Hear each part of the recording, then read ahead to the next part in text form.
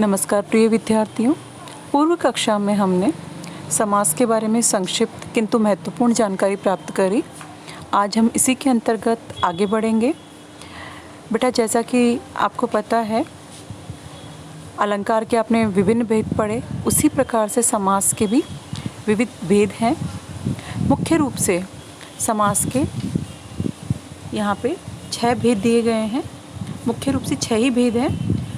एक नंज करके समास और माना जाता है तो 7 भेद हो जाते हैं, लेकिन हम व्याकरण के अंतर्गत समास के 6 ही भेद मानते हैं। तो एक बार हम इन पे थोड़ा दृष्टिपात करेंगे। ये देखिए, पहला भेद है तत्पुरुष समास। तत्पुरुष समास। इसी प्रकार दूसरा भेद है आपका कर्मधारय समास। तीसरा भेद है द्विगु समास। और चतुर्थ भेद है इसके अंतर्गत बहुव्रीहि समास। पंचम है द्वंद्व समास। और छठा और अंतिम है आपका, जो बहुत ही महत्वपूर्ण है, अव्ययी भाव समास। तो मैं एक बार वापस से दोहराऊंगी। तत्पुरुष समास, दूसरा है कर्मधारय समास, तीसरा द्विगु समास, चतुर्थ बहुव्रीहि समास, पंचम है इसमें द्वंद्व समास, और छठा है इसके अंतर्गत अव्ययी भाव समास। तो कहने का मतलब समास के 6 भेद हमारे सामने हैं। हम एक एक करके प्रत्येक समास के बारे में जानकारी प्राप्त करेंगे और अपने ज्ञान को वृद्ध करेंगे। तो आइए हम प्रारंभ करते हैं तत्पुरुष समास से। आज हम तत्पुरुष समास की जो आधारभूत जानकारी और उसके भेदों के बारे में देखेंगे। तो शुरू करते हैं। पहला है आपका तत्पुरुष समास। देखिए, तत्पुरुष समास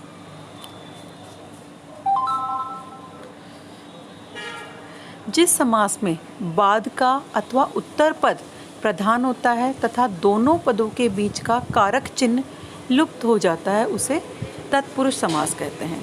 बेटा, इसे सरल शब्दों में समझने का प्रयास करिए। मैंने आपको जब समास के बारे में सामान्य जानकारी दी, उसमें स्पष्ट किया था कि समास के अंतर्गत 2 पद होते हैं। पूर्व पद मतलब पहला वाला पद, उत्तर पद मतलब दूसरा वाला पद। तत्पुरुष समास के अंतर्गत जो दूसरा पद होता है, उत्तर पद होता है, वह प्रधान होता है और प्रथम पद गौण होता है।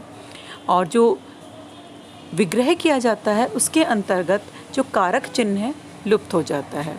और ये बताने की आवश्यकता नहीं कि कारक चिन्ह किसे कहते हैं। पूर्व कक्षाओं में न केवल हिंदी में अपितु संस्कृत में भी आपने कारक चिन्ह पढ़े हैं और हमने पिछले अध्याय में भी उनको दोहराया है। जैसे कि कर्ता ने कर्म को करण से संप्रदान के लिए अपादान संबंध इत्यादि करके हमने कारक चिन्ह या कारक विभक्तियाँ जो है पढ़ी है। तत्पुरुष समास के अंतर्गत जो कारक चिन्ह है वो लुप्त हो जाता है जबकि हम समास का विग्रह करते हैं। देखिए, उदाहरण है कुछ। तुलसीकृत। तुलसीकृत मतलब तुलसी से कृत, जिसकी रचना तुलसी ने की हो। इसी प्रकार से है शराहत मतलब शर से आहत। फिर एक और उदाहरण, राह खर्च, कहने का मतलब राह के लिए खर्च। फिर है राजा का कुमार, तो ये हो गया राजकुमार। तो हमने देखा कारक विभक्तियाँ यहाँ पे पहले में से मतलब तुलसी से कृत, ठीक है। दूसरे में भी फिर हमने देखा वापस से कारक विभक्ति आई है। और तृतीय में के लिए, कर्ता ने कर्म को करण से संप्रदान के लिए, राह खर्च में हो गया संप्रदान तत्पुरुष। और इसी प्रकार राजा का कुमार, कर्ता ने कर्म को करण से संप्रदान के लिए अपादान से संबंध का के की, तो संबंध तत्पुरुष हुआ ये। तो इस प्रकार से जो विभक्ति चिन्ह है उनके आधार पर ही हम जिस विशेष कारक चिन्ह से तत्पुरुष समास के जिस भाग का संबंध होता है, उस कारक चिन्ह के नाम के साथ हम उस समास तत्पुरुष समास के भेद को जो है अभिहित करेंगे। देखिए, तो एक बार पहले तत्पुरुष समास की संक्षिप्त जानकारी वापस से बोल रही हूँ मैं। तत्पुरुष समास में क्या हुआ? अंतिम पद प्रधान हुआ। ध्यान दीजिए, इसमें अंतिम पद प्रधान हुआ, न कि प्रथम पद। दूसरी चीज़, इस समास में साधारणतः प्रथम पद विशेषण, पहला पद क्या हुआ? विशेषण। और ये पता है आपको विशेषण किसे कहते हैं? संज्ञा और सर्वनाम की विशेषता बताने वाले जो शब्द हैं उनको हम विशेषण कहते हैं। और दूसरा पद विशेष्य होता है। सोचिए क्या होगा विशेष्य? बिल्कुल सही है, दूसरा पद विशेष्य। विशेष्य मतलब जिसको हम विशेषण से अभिहित करते हैं, जिसे हम दूसरे शब्दों में उपमेय भी कहते हैं, वही विशेष्य भी होता है।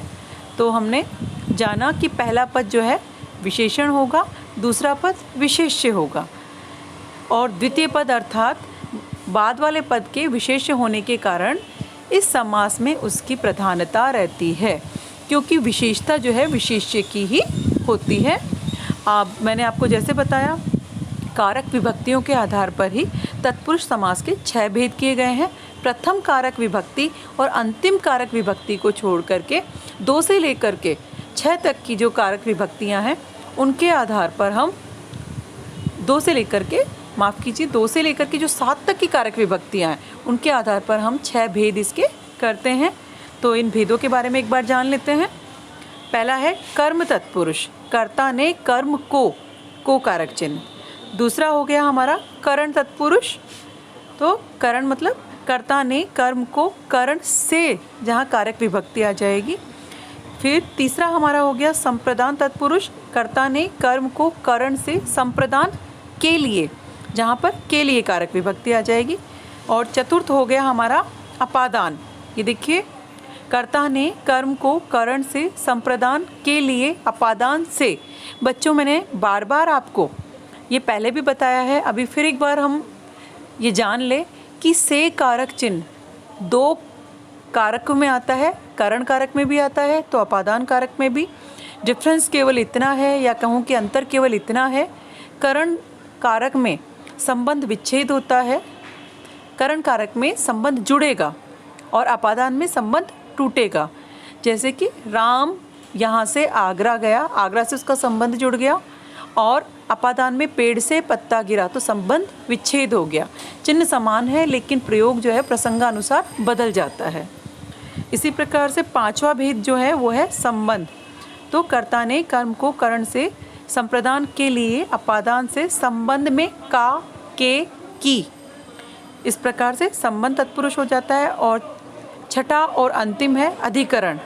कर्ता ने कर्म को करण से संप्रदान के लिए अपादान से संबंध का, के, की, अधिकरण में पर, जहाँ पर में और पर कारक विभक्तियाँ आएंगी वहाँ पर होगा अधिकरण तत्पुरुष। तो यह है तत्पुरुष समास के प्रमुख भेद हैं। आप इनको ध्यानपूर्वक देखेंगे, समझेंगे और कारक विभक्तियों के साथ योजित करने का प्रयास करेंगे, ऐसी मेरी अपेक्षा है। धन्यवाद।